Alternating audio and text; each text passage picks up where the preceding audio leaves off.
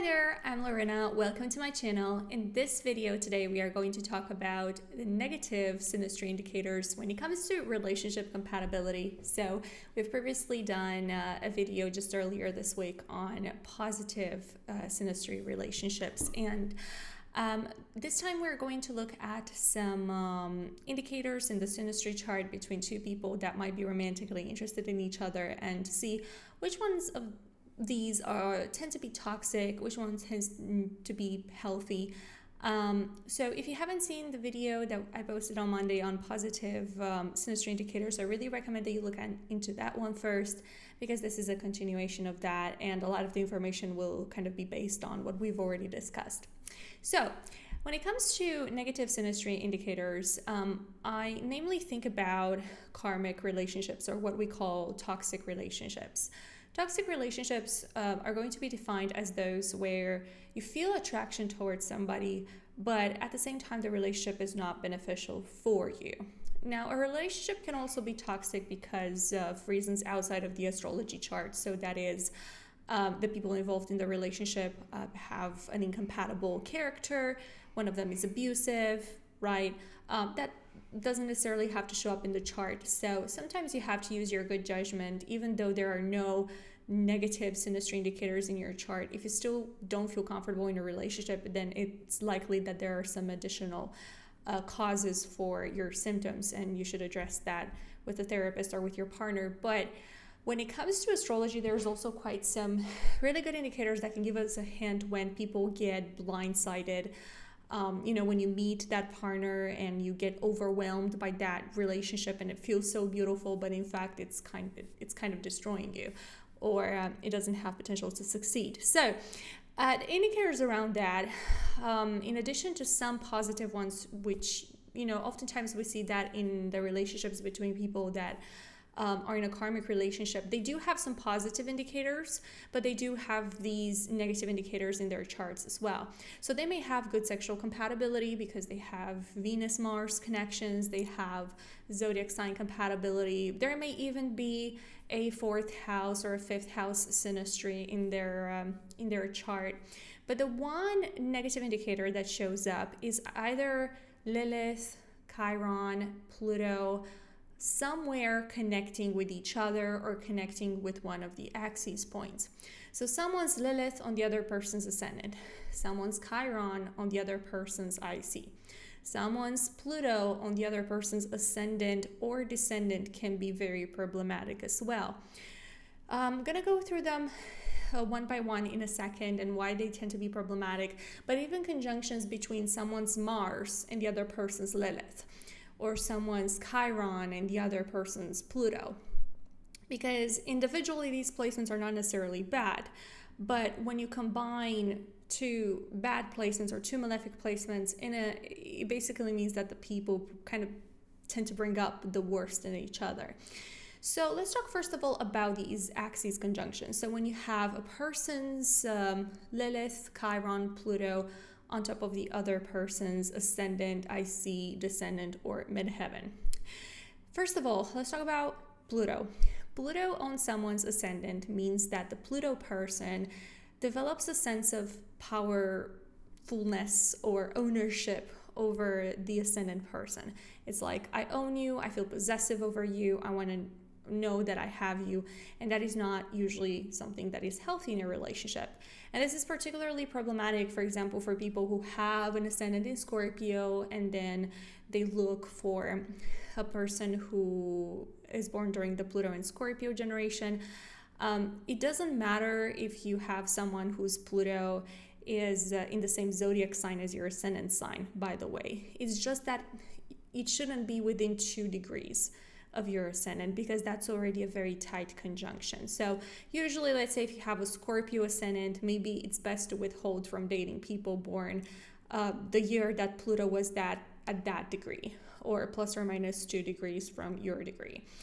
If you're a Sagittarius ascendant, that means you are likely Gen Z. So, not Gen Z, but you should stay away from some people born in Gen Z, particularly those who have Pluto around the degree that your ascendant is in.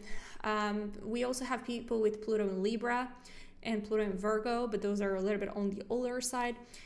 Pluto in Libra being like Gen X mostly, boomers being people with Pluto in Virgo. So we also have people with the ascendant in Libra or ascendant in Virgo who should watch out for the actual degree of the Pluto of the people that they're interested in.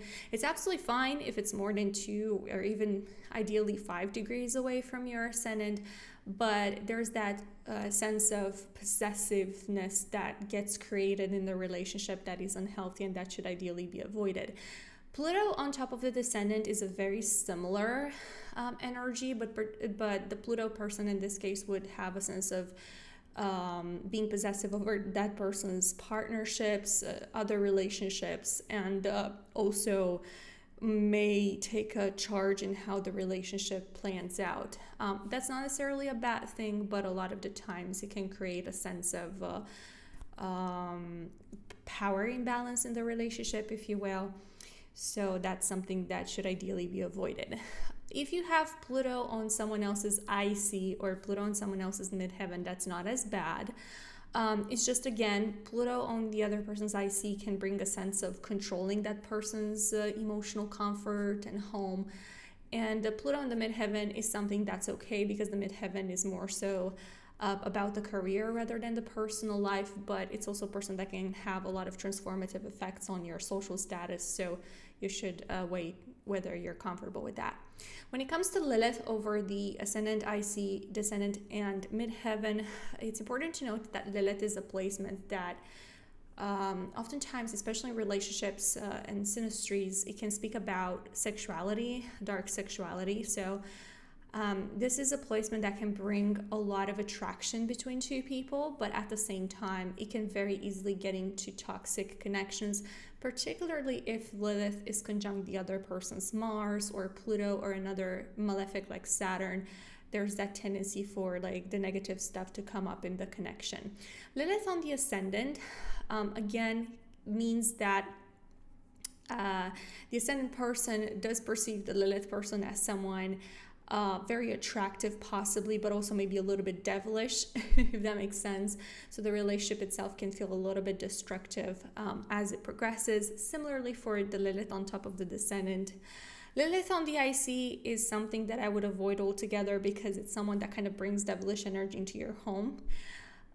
It can happen. Sometimes we see that in family dynamics and relationships, and people have an okay relationship, but that is only because they know each other really well. When you bring in a new person that you're just meeting and you want to, build a relationship with them, usually Lilith on top of the IC is not something that you want to welcome later on in your life from a person. So yeah. Chiron. Chiron on the ascendant and descendant. Chiron is this area of healing work. Chiron on the ascendant is not that bad, but there tends to be a lot of wounded parts that the ascendant person will notice in the Chiron person. So it's important to note that if you have a connection with someone that has Chiron on your ascendant, there's likely a lot of wounds that are going to come up as you develop your relationship. However, the more problematic conjunctions definitely tend to be Chiron on the IC, because in that case, that person brings their wounds into your home, into your family, into your personal security, and that's a little bit of a danger. And then also, if you have a Chiron descendant synastry, then that person will bring their wounds into your partnership area, and again, that's not something ideal. So yeah, sometimes we also see problematic placements like Saturn and Mars. However, we have discussed in the previous video, Saturn tends to be a very positive one when it comes to marriage indicators, because Saturn is the planet that indicates growth. So Saturn only becomes problematic when it forms a lot of challenging connections, let's say, with the other person's planets. So it's okay if you have, Saturn conjunct Mars or Saturn square the Sun. Okay, there could be some limitations that you learn from and whatnot in the relationship. But if you have someone Saturn squaring the whole chart of someone else, then that's also something that you should watch out for, because it means that the Saturn person maybe brings too much strictness into the relationship, maybe too much responsibility that the other person may not be willing to accept, If the other person's chart says that they should embrace Saturnian energy more, however, that could be a beneficial relationship for them. So you always have to look into the context of people's individual charts as well.